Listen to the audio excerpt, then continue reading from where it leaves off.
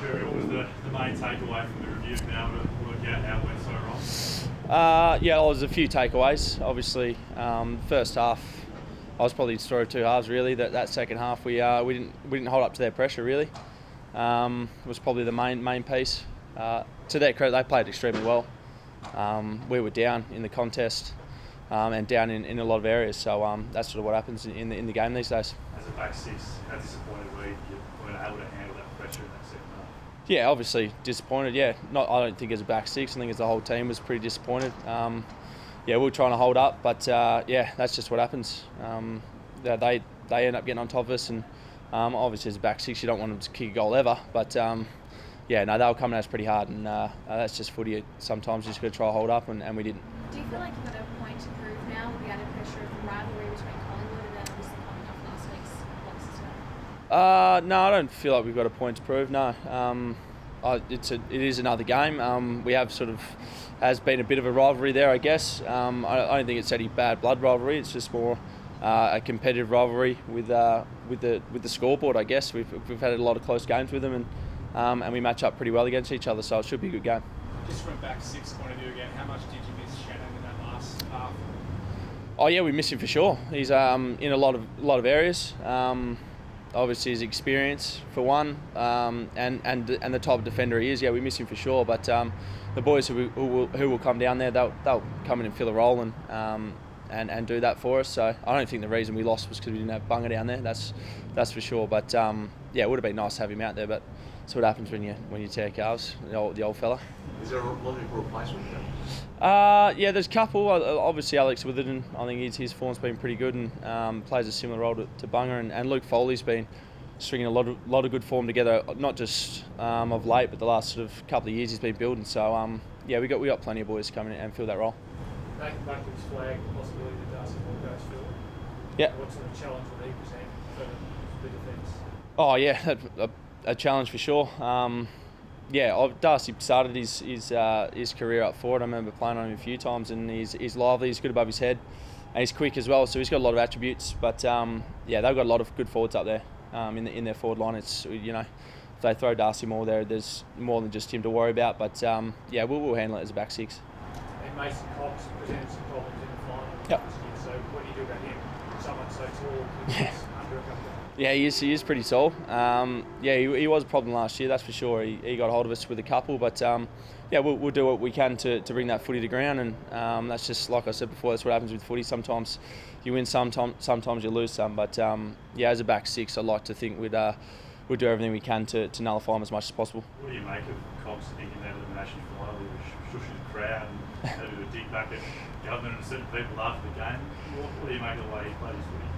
Oh yeah, he can do what he wants. It doesn't really bother me, to be honest. Yeah, when we're out there, we're playing footy and doing everything we can to perform for the team. I'm sure, I know he's doing the same thing, and everyone, carries on and does what they want differently. I know most forwards like to do that. As a backman, we don't worry about that too much. But yeah, no, he's himself, and good on him. He's allowed to do whatever he wants. So yeah, it doesn't really bother me. Mexican got on top a little bit. Yep. You guys, do you look at trying to help out Tommy a little bit when you're playing that loose role if he's on something like that? Oh yeah, I don't think it's on Tommy really. Looking back at the goals now, I don't think they were directly on Tommy. A lot of them were off silly turnovers and things like that. We sort of look at it more holistically as a back six rather than individuals. Yeah, he did kick a few, but yeah, I don't think they were on Tommy or anyone in particular.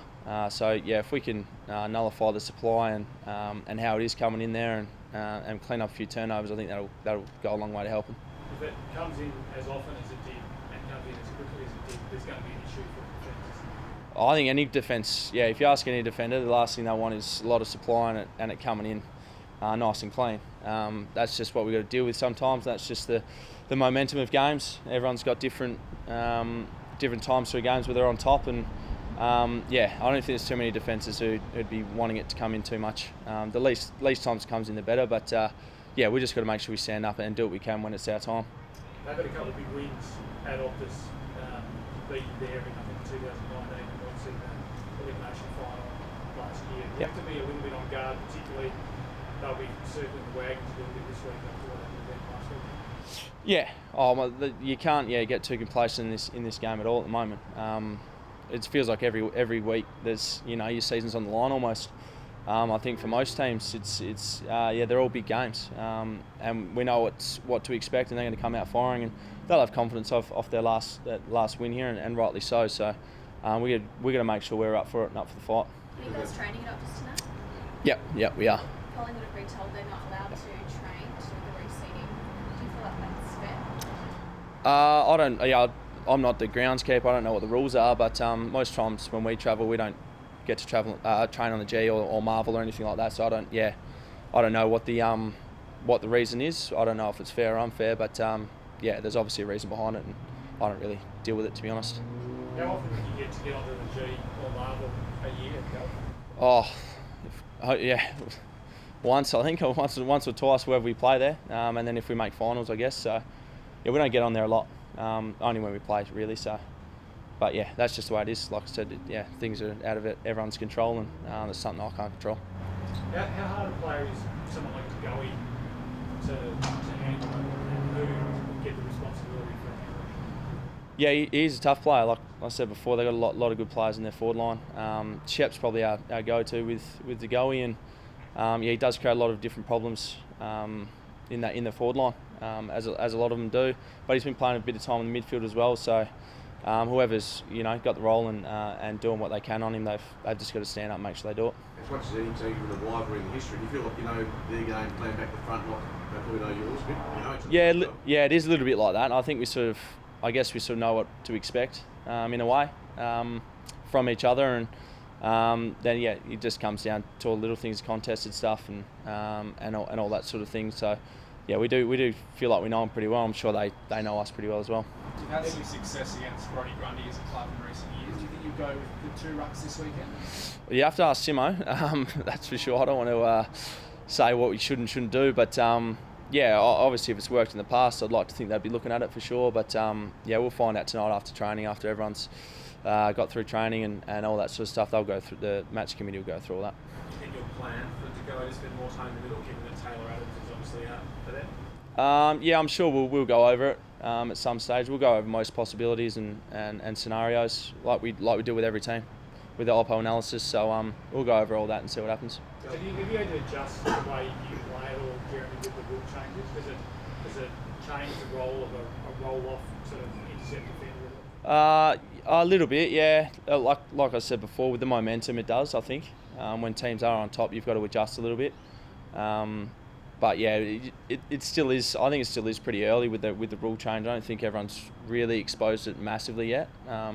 But you got to adjust a little bit. I think most years you got to sort of adjust with the game, with the different rule changes that are coming in all the time. So you got to constantly adjust. It's not just backman either. I think it's everyone. Does it make midfield momentum even more important, because it's a lot hard to jam it up and slow it down if they get on top of it? Yeah, I think it is becoming a pretty important part of the game, is the midfield and getting supply from there. It's not the be-all or end-all, but it is getting pretty important. So, what I think we got the midfield for it. So I'm pretty lucky we got Nick and the cavalry in there for it. So once the boys are firing, it's actually good to watch when you're a backman and it's going into our forward line and getting kicked for a goal. So. Just change the tack a bit. We got the Cyclone and Josh went through.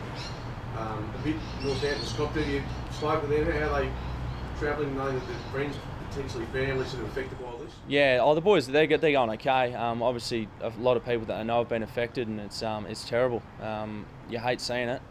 It's a bit of a sort of a freak accident or freak cyclone. I was speaking to Cripper, and 40 years ago he said the last time a cyclone has sort of gone through, and you don't really expect it. So they're all a bit shaken up there, and I wish them all the best. And I know the boys here at the footy club are going to do whatever we can to help support them, and I want to let them all know that we are behind and we do support you. So keep your chins up, and we'll help you out when we can.